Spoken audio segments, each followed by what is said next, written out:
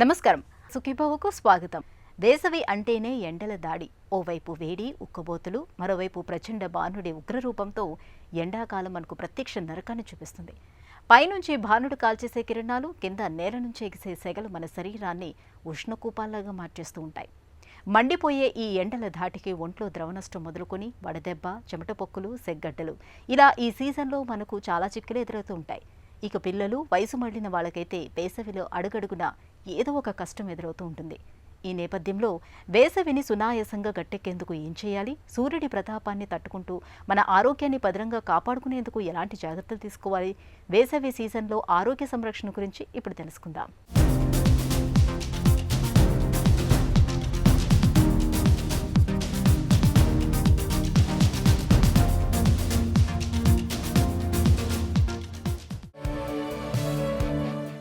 ఎండలు మెల్లగా తారాస్థాయికి చేరుకుంటున్నాయి. ప్రస్తుతం చాలా చోట్ల గరిష్ట ఉష్ణోగ్రతలు నమోదవుతున్నాయి. ఈ సీజన్లో ఒకవైపు ఎండవేడి, మరోవైపు భరించలేని ఉక్కబోత. ఈ రెండు కూడా ఆరోగ్యానికి ఇక్కట్లు తెచ్చిపెట్టేవే. నిప్పులు చెరిగే ఎండల ధాటికి ఒంట్లోని సత్తువంతా ఉఫ్మని చెమటల రూపంలో ఆవిరైపోతుంది. అందుకే ఎండాకాలం ఇట్టే అలసట, నీరసం, నిస్సత్తువ, డీహైడ్రేషన్, వడదెబ్బ, చర్మం కమిలిపోవటం, చర్మం నలుపు రంగులోకి మారటం లాంటి సమస్యలు వచ్చి పడుతూ ఉంటాయి. వేసవిలో తీవ్రమైన ఎండలు, వేడి వాతావరణం మూలంగా మన ఒంట్లోని నీరు, లవణాలన్నీ చెమట రూపంలో ధారాళంగా బయటికి వెళ్ళిపోతుంటాయి. దీంతో డీహైడ్రేషన్, వడదెబ్బ తగిలే అవకాశాలు పెరుగుతూ ఉంటాయి. ఇక వేసవిలో జీర్ణశక్తి కూడా బాగా మందగిస్తుంది. దీంతో ఆకలి కూడా బాగా తగ్గిపోతుంది. మొత్తంగా ఎండల వల్ల అలసట దగ్గర నుంచి అతిసారం దాకా, ఉక్కపోత వల్ల చెమటకాయల దగ్గర నుంచి సెగ్గడ్డల దాకా అనేక సమస్యలు వచ్చి పడతాయనే విషయాన్ని గుర్తుంచుకొని మన జీవన శైలిని అందుకు అనుగుణంగా మలచుకోవాలి. మన భారతదేశంలో కానీ ప్రపంచం అంతా కానీ ఋతువులు అనేది మారుతూ ఉంటాయి. అయితే మన దగ్గర మనం ట్రాపికల్ రీజన్లో ఉంటున్నాం కాబట్టి, ఈక్వేటర్గా దగ్గరగా ఉంటున్నాం కాబట్టి మన దగ్గర వేసవి తాపం అనేది ఎక్కువగా ఉంటుంది. సదర్న్ ఇండియాలో ఎక్కువగా ఉంటుంది. కానీ ఈ మధ్యలో ప్రపంచంలో వస్తున్నటువంటి మార్పులు బట్టి ప్రతి దేశంలోనూ ఎండలు విపరీతంగా పెరుగుతున్నాయి. ఇప్పుడు మనం చూస్తున్న విషయం కూడా ఏప్రిల్లోనే అతి తీవ్రమైనటువంటి ఎండల్ని మనం ఎదుర్కొంటున్నాం. ఇక రాబోయే కాలంలో కూడా ఇలానే ఉండిపోతుంది. అందుకు ఫస్ట్ ఆఫ్ ఆల్ ఎండాకాలం లేదా ఎండల వల్ల వచ్చే మార్పులు, దాన్ని తీసుకోవాల్సిన జాగ్రత్తలు అనేవి తెలుసుకోవాల్సినవి మనకి చాలా చాలా ముఖ్యమైనటువంటి విషయం. ఎండాకాలంలో బేసికలీ ఎండ తీవ్రత పెరగటం వలన శరీరం చల్లదనాన్ని కాపాడుకోలేదు. జనరలీ మనం శరీరంలో చల్లదనాన్ని కాపాడుకోవడం ఎలా జరుగుతుందంటే, మనకి ఎంత వేడి పుడుతుందో శరీరంలో దాన్ని తగ్గించుకోవడం అనేది 3 రకాలుగా జరుగుతుంటుంది. అన్నింటికంటే ముఖ్యంగా మనం చెమట కార్చడం ద్వారా, చెమట ద్వారా శరీరం చల్లబట్టం అనేది జరుగుతుంటుంది. రెండవది, మనం ఉన్నటువంటి చుట్టుపక్కల గాలి ద్వారా మనకి శరీరం చల్లబడుతుంటుంది. మనం చిన్నప్పుడు ఫిజిక్స్లో చదువుకుంటుంటాం కన్వెక్షన్, కండక్షన్, రేడియేషన్ అని. సో మన పక్కన ఉన్నటువంటి గాలి చల్లగా ఉన్నప్పుడు మన శరీరం నుంచి ఉష్ణోగ్రత చల్లగాలికి తగిలి ఆ గాలి వెచ్చబడి దాని వలన మన శరీరం చల్లబడుతుంటుంది. మన చుట్టుపక్కల గాలి కూడా వేడిగా అయిపోతే ఈ ప్రక్రియ ఆగిపోతుంది. గాలిలో ఉన్న తేమ శాతం, రిలేటివ్ హ్యూమిడిటీ ఏదైతే అంటామో అది పెరిగినప్పుడు కూడా చెమట పట్టడం అనేది తగ్గిపోతుంటుంది.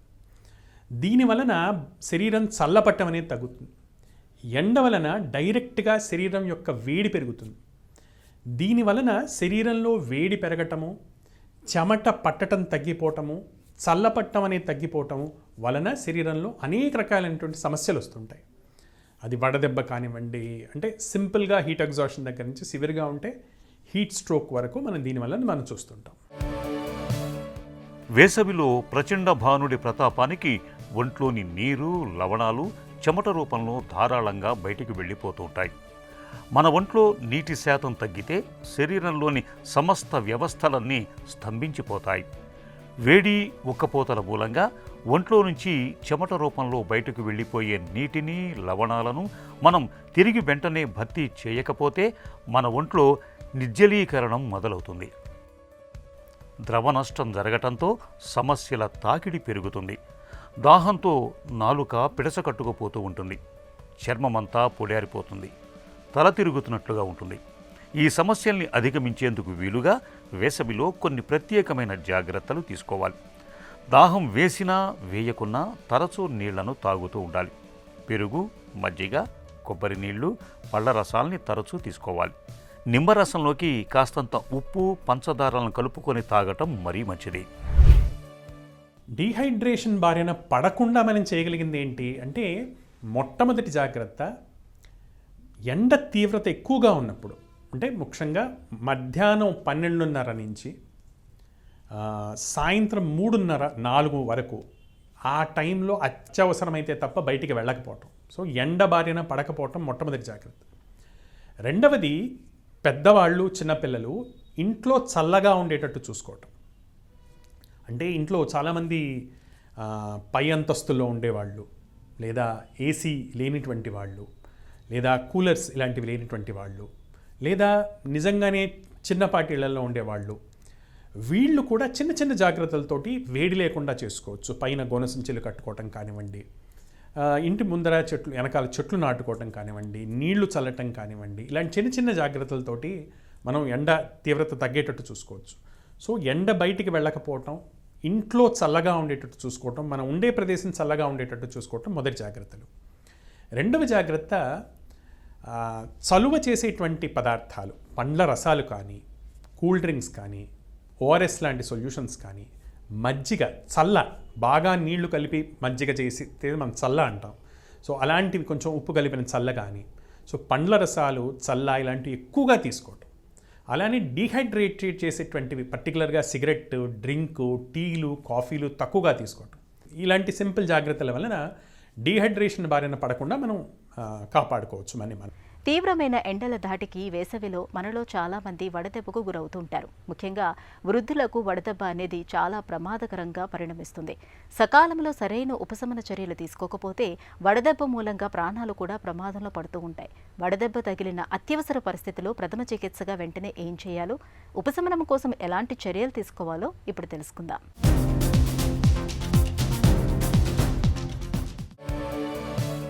ఒకవైపు ఎండవేడి, మరోవైపు భరించలేని ఉక్కబోత. ఈ రెండు కూడా ఆరోగ్యానికి ఇక్కట్లు తెచ్చిపెట్టేవే. 40 డిగ్రీలు దాటిన ఎండవేడికి ఎక్కువగా గురైతే మన శరీరంలో ఉష్ణోగ్రతను నియంత్రించే వ్యవస్థ దెబ్బతింటుంది. దీంతో శరీరంలోని వేడిని చెమట రూపంలో బయటకు తీసుకెళ్లే మార్గాలు మూసుకుపోతాయి. ఫలితంగా వేడి అమాంతంగా పెరిగిపోయి శరీరం కుప్పకూలిపోతుంది. పిల్లలకు, వృద్ధులకు వడదెబ్బ ప్రమాదం ఎక్కువ. వడదెబ్బ తగిలిన వారిలో శరీర ఉష్ణోగ్రత ఒక్కోసారి 105 డిగ్రీల దాకా వెళుతుంది. శ్వాసక్రియ వేగం పెరుగుతుంది. రక్తపోటు, పల్స్ రేటు బాగా పెరిగిపోతుంది. ఒక్కోసారి స్పృహ కూడా కోల్పోతారు. ఇది ఒక రకంగా అత్యవసర పరిస్థితి. వడదెబ్బ తగిలినప్పుడు ముందుగా ఒంటిపైన ఉన్న దుస్తులను తొలగించాలి. చల్లగా గాలి వచ్చే ప్రదేశంలో పడుకోబెట్టాలి. తడిబట్టతో తుడుస్తూ చల్లదనాన్ని కలిగించే ప్రయత్నం చేయాలి. గ్లూకోజ్ నీళ్లను లేదంటే కొబ్బరి నీళ్లను తాగించాలి. పరిస్థితి మరీ ప్రమాదకరంగా కనిపిస్తున్నప్పుడు వెంటనే పేషెంట్ని ఆసుపత్రికి తరలించాలి. వడదెబ్బని టెక్నికల్లీ హీట్ రిలేటెడ్ ఇంజురీ లేదా హీట్ రిలేటెడ్ ఇల్నెస్ అంటారు. దీంట్లో 2 రకాలుగా ఉంటాయి.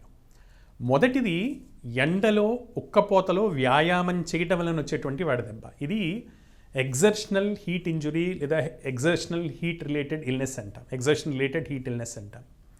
రెండవది అలా కాకుండా పెద్దవాళ్లలో ఇంట్లోనే ఉండి వేడి వాతావరణం వల్ల వచ్చేటువంటివి నాన్ ఎగ్జర్షనల్ హీట్ ఇంజరీస్ అంటాం. ఏది ఏమైనప్పటికీ ఈ రెండింటిని మనం తెలుగులో వడదెబ్బ అంటాం. దీంట్లో ఇది 3 దశల్లో సాగుతుంది. మొట్టమొదటి దశ హీట్ ఎగ్జాషన్. హీట్ ఎగ్జాషన్ అంటే ఎండ వలన కార్డియక్ అవుట్పుట్ అనేది తగ్గిపోయి శరీరంలో నీటి శాతం తగ్గటం వలన శరీరానికి కావలసినటువంటి రక్త సరఫరా జరగక చిన్నపాటి దానితోనే అలిసిపోవటం, తీవ్రమైనటువంటి నీరసం, నిస్సత్తువ, కళ్ళు తిరగటం, మూత్రం పచ్చగా రావటం, కళ్ళు మంటలు, తలనొప్పి ఇలాంటివి ఉండటాన్ని మనం మెయిన్గా హీట్ ఎగ్జాషన్ అని అంటాం. ఇదే హీట్ ఎగ్జాషన్ దీన్ని గుర్తించకపోవటం, ముఖ్యంగా పెద్దవాళ్లలో ఇది ఓన్లీ నీరసం, ఆకలి తగ్గటం లాంటివి మాత్రమే కనపడతాయి. మిగతా మనకు కనపడవు కేర్ఫుల్గా చూస్తే తప్ప. చిన్నపిల్లల్లో కూడా అంతే. ఇది ప్రొసీడ్ అయితే కనుక, లేదా ఎవరన్నా ఎండల్లో దీన్ని ఇగ్నోర్ చేసి ఇంకా వాళ్ళు వ్యాయామం చేస్తున్నారు, ఇంకా ఎండలోనే ఉంటున్నారు, ఎండలోనే తిరుగుతున్నారు, అప్పుడు నెక్స్ట్ స్టేజ్కి వెళ్తారు. దాన్ని హీట్ ఇల్నెస్ అంటారు. సో లేదా హీట్ ఇంజురీ అంటారు. హీట్ ఇంజురీలో బీపీ బాగా తగ్గిపోవటం వలన శరీరంలో ఇంపార్టెంట్ ఆర్గన్స్ అయినటువంటి కండరాలు కానివ్వండి, లివర్ కానివ్వండి, కిడ్నీ కానివ్వండి, హార్ట్ కానివ్వండి, వీటి ఫంక్షన్ అనేది దెబ్బతింటుంది. సో మూత్రం రావటం అనేది పూర్తిగా ఆగిపోవటం, సివియర్ కండరాల నొప్పులు, కదల్లేనంత కండరాల నొప్పులు రావటం, ఒంట్లో ఎక్కడ ముట్టుకున్నా సివియర్ నొప్పిగా ఉండటము, వాంతులు అవ్వటము, ఇలాంటివి స్టార్ట్ అవుతాయి. దీన్ని హీట్ ఇంజురీ అంటారు. ఈ దశలో కూడా చికిత్స జరగకపోతే అప్పుడు లాస్ట్ దశని హీట్ స్ట్రోక్లో జరిగేది ఏంటి, ఒక్కొక్క అవయవానికి రక్త సరఫరా ఆగిపోతూ ఆఖరికి మెదడుకి రక్త సరఫరా అనేది ఆగిపోతుంది. దీనివలన తీవ్రమైనటువంటి తలనొప్పితో మొదలయ్యి అయోమయంగా ఉండటం, ఏదోగా మాట్లాడటం, స్పృహ కోల్పోవటం, ఫిట్స్ రావటం, వాంతులు చేసుకోవటం, ఇటువంటి తీవ్రమైన మెదడుకు సంబంధించినటువంటి లక్షణాలు మనకు కనపడతాయి. ఇటువంటి లక్షణాలు కనపడ్డప్పుడు దీన్ని హీట్ స్ట్రోక్ అంటారు. సో సివియర్ వీక్నెస్, లో బీపీతో మొదలయ్యి మిగతా ఆర్గన్స్ ఎఫెక్ట్ అవ్వటం, ఆఖరికి బ్రెయిన్ కూడా ఎఫెక్ట్ అయితే దాన్ని హీట్ స్ట్రోక్ అంటారు. హీట్ స్ట్రోక్ అనేది ఒక మెడికల్ ఎమర్జెన్సీ. దీన్ని హాస్పిటల్కి వెళ్ళి మనం వైద్యం చేద్దామని ఎప్పుడూ అనుకోకూడదు. దీని చికిత్స అనేది ఎక్కడ మనం ఫస్ట్ ఇది కనపడితే మనం అక్కడే మనం ట్రీట్ చేయడం అనేది చాలా చాలా ఇంపార్టెంట్. వ్యక్తి కనుక నార్మల్గా బ్రీతింగ్ చేయగలిగితే ఐస్ వాటర్లో తల బయటకు ఉండి మిగతా శరీరం అంతా మునిగి ఉండేటట్టు ఉంచడం మనం చేయగలిగినటువంటి ప్రాథమికమైన చికిత్స. పర్టికులర్గా ఎండలో పనిచేస్తున్న వాళ్ళకి, కార్మికులకి, స్పోర్ట్స్ పర్సన్స్కి దీన్ని ఇంటెన్సివ్ కూలింగ్ థెరపీ అంటారు. ర్యాపిడ్ కూలింగ్ అనేది చాలా చాలా ఇంపార్టెంట్ వీళ్ళకి. అయితే ఇది చేసేటప్పుడు శ్వాస అనేది ప్రాపర్గా జరుగుతుందా, వీళ్ళు స్పృహలోనే ఉన్నారా అనేది చాలా చాలా ఇంపార్టెంట్. స్పృహ లేని వాళ్ళకి, శ్వాస సరిగ్గా తీసుకోలేని వాళ్ళకి ఎప్పుడూ నీళ్ళలో ముంచకూడదు. అలాంటి వాళ్ళకి చేయాల్సింది ఏంటంటే ఐస్ని మనం గుడ్డల్లో కట్టేసేసి ఇంపార్టెంట్ ప్లేసెస్లో పెద్ద పెద్ద రక్తనాళాలు ఉన్నటువంటి మెడ కానివ్వండి, చంకలు కానివ్వండి, అలానే గజ్జలు కానివ్వండి, వీటినన్నిటి చోట్ల ఐస్ ప్యాక్ని పెట్టేసేసి చల్లటి మొదలు ఎండలోంచి బయటికి తీసుకొచ్చి వెళ్ళని చల్ల ప్రదేశంలో పెట్టి చల్లని నీళ్లతోటి ఒళ్ళంతా తడిపి ఫ్యాన్ తోటి చల్ల గాలి వచ్చేటట్టు చూడటం నెక్స్ట్ ఇమ్మీడియట్గా చేయాల్సినటువంటి therapy. So invasive cooling therapies కానీ, లేదా ఇమ్మర్సివ్ కూలింగ్ థెరపీస్ కానీ, నాన్ ఇమ్మర్సివ్ కూలింగ్ థెరపీస్ కానీ, రెండిచోటి ఫస్ట్ కూల్ చేసి బాడీ టెంపరేచర్, యూజువల్లీ హీట్ స్ట్రోక్లో బాడీ టెంపరేచర్ అనేది 105 డిగ్రీల కంటే ఎక్కువగా ఉంటుంది. ఈ 105 డిగ్రీల టెంపరేచర్ కనీసం 101 దాకా వెంటనే ర్యాపిడ్గా అరగంట లోపల తగ్గేటట్టు చూసి ఆ తర్వాత హాస్పిటల్కి షిఫ్ట్ చేయడం అనేది ఐడియల్ థింగ్. మనం చేయగలిగితే కనుక అన్నిటికంటే ఇంపార్టెంట్ థింగ్. వేసవిలో ఉదయం నుంచే సూర్యుని ప్రతాపం మొదలవుతూ ఉంటుంది. సూర్యతాపానికి ముందుగా నేరుగా ప్రభావితమయ్యేది మన చర్మమే. తీవ్రమైన ఎండ కారణంగా సూర్యకాంతిలోని అతినీలలోహిత కిరణాలు నేరుగా చర్మ కణజాలంలోకి దూసుకుపోయి చర్మానికి సమస్యల తాకిడిని పెంచుతూ ఉంటాయి. చర్మమంతా నల్లబడిపోతూ ఉంటుంది. చెమటకాయలు పుట్టుకొస్తూ దురద, మంటలతో ఒకటే చిరాకెత్తిస్తూ ఉంటాయి. చర్మంపై వేడి, తడి కలిసి ఉండే ప్రదేశాల్లో ఫంగస్ వృద్ధి చెందటంతో గజ్జి, తామర వంటి ఫంగల్ ఇన్ఫెక్షన్ల బెడద ఈ సీజన్లో ఎక్కువగా ఉంటుంది. ఎండ వేడిమితో చర్మంలోని ఎలాస్టిక్ కణజాలం దెబ్బతింటుంది. ఎండలో ఎక్కువగా తిరగటం వల్ల ఈ కణజాలం పట్టుతప్పి చర్మం బిగువు సడలిపోయి ముడతలు కూడా ఏర్పడుతూ ఉంటాయి. ఇక సెగ్గడ్డల బెడద ఇటూ ఉంటుంది. ఎండాకాలంలో ఆభరణాల మూలంగా కూడా చర్మానికి ఎలర్జీలు పెరుగుతూ ఉంటాయి.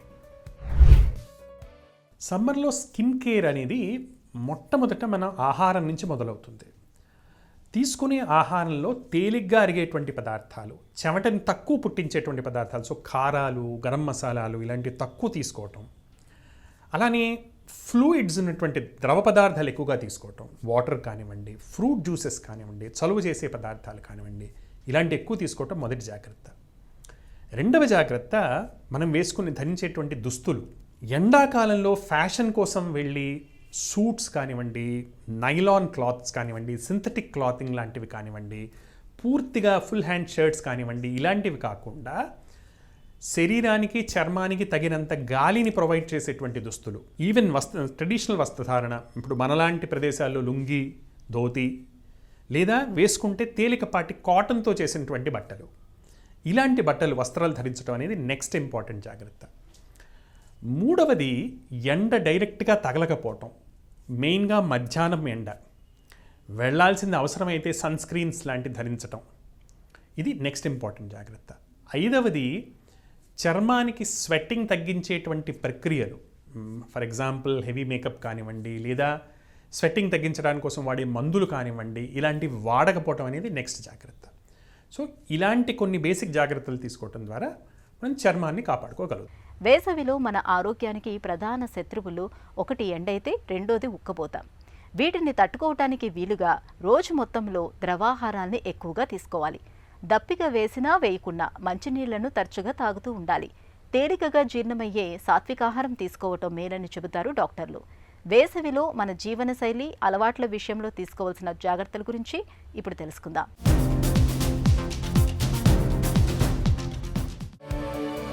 వేసవిలో ఆరోగ్యాన్ని కాపాడుకునేందుకు రోజు మొత్తంలో ద్రవాహారాల్ని ఎక్కువగా తీసుకోవడంతో పాటు ఆహారంలో తేలికగా జీర్ణమయ్యే పదార్థాలు ఉండేలా చూసుకోవాలి. కారం, మసాలాల్ని బాగా తగ్గించేయాలి. పెరుగు, మజ్జిగలతో కూడిన సాత్విక ఆహారం ఈ ఎండాకాలంలో శరీరానికి చలవ చేస్తుంది.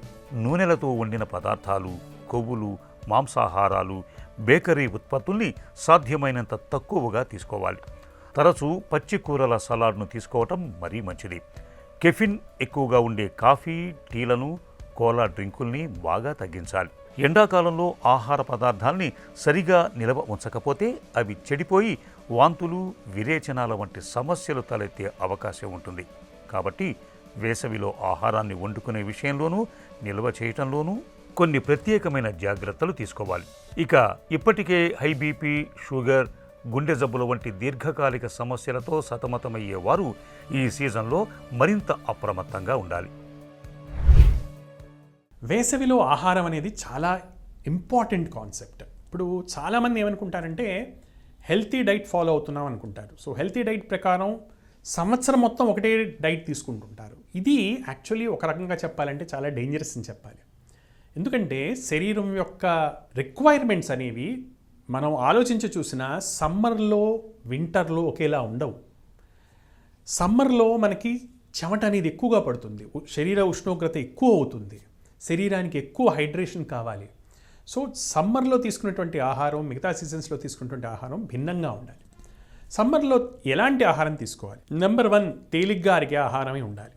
నెంబర్ 2 స్పైసీగా, ఘాటుగా, కారంగా ఉండకూడదు. తక్కువ గరం మసాలాలు ఉన్నటువంటి పదార్థాలు తీసుకోవాలి. నెంబర్ 3 ద్రవ పదార్థాల శాతం ఎక్కువ ఉండాలి.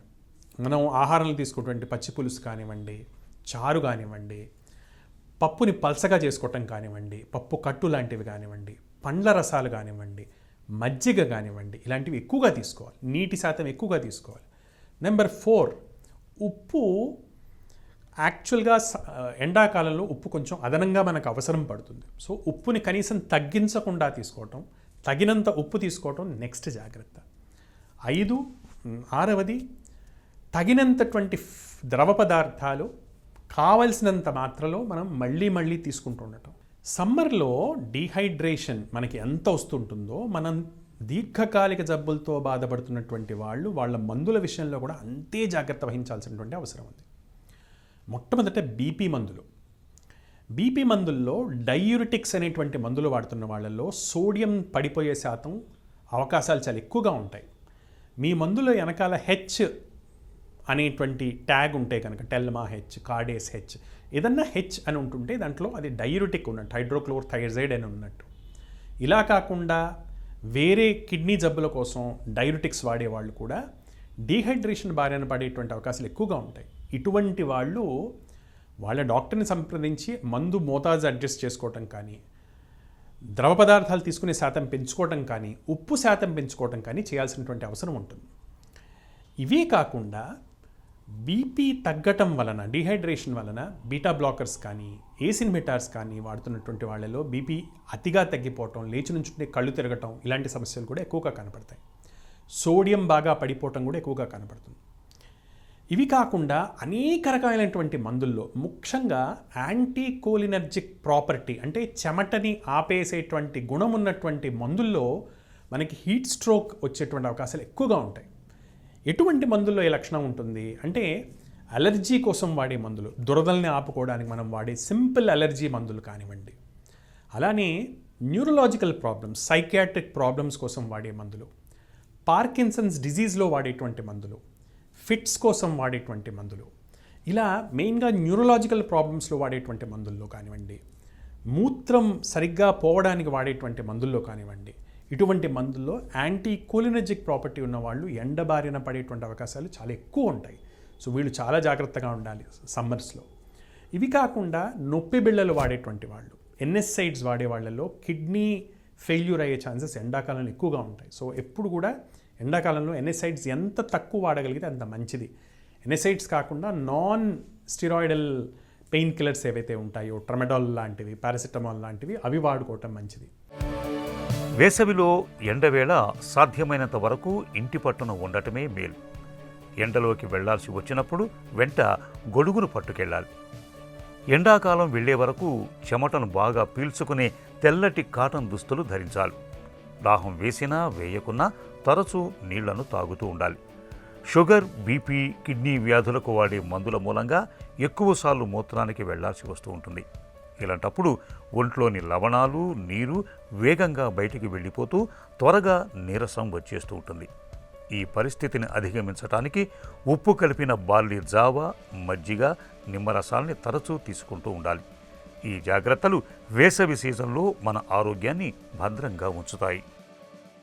సీజన్ మారినప్పుడల్లా జీవనశైలిని మార్చుకోవాలి. అది తప్పనిసరి కూడా. ఎండాకాలంలో వేడి, ఉక్కబోతల వాతావరణానికి అనుగుణంగా రోజువారీ ఆహారంలో ద్రవాహారాల్ని ఎక్కువగా తీసుకోవాలి. వస్త్రధారణ కూడా వేసవికి తగ్గట్టుగా ఉండాలి. వదులుగా ఉండే కాటన్ దుస్తులు ఈ సీజన్లో మనకు అనుకూలంగా ఉంటాయి. ఎండ ఎక్కువగా ఉన్న సమయంలో బయటకు వెళ్ళకపోవటమే మేలు. వడదెబ్బ లక్షణాలు కనిపిస్తున్నప్పుడు ఆలస్యం చేయకుండా వెంటనే డాక్టర్ని సంప్రదించాలి.